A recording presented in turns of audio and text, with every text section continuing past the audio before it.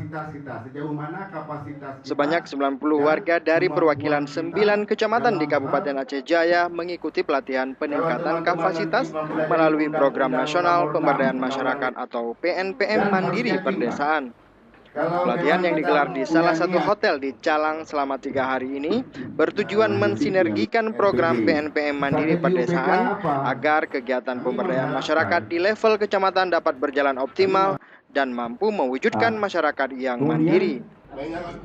Fasilitator PNPM Aceh Jaya, Irfan Ibrahim, meminta seluruh fasilitator kecamatan mampu memahami tugas dan fungsi masing-masing bidang yang menjadi tanggung jawab fasilitator, sehingga semua program pembangunan dapat dirasakan oleh masyarakat di desa. Sejauh ini, PNPM NPD Aceh Jaya telah memfasilitasi berbagai kegiatan pembangunan infrastruktur dan simpan pinjam untuk perempuan di kabupaten yang kini memulai pembangunan kembali pasca tsunami 2004 silam. Dari Kabupaten Aceh Jaya, Dedi Jofri melaporkan untuk Aceh Video.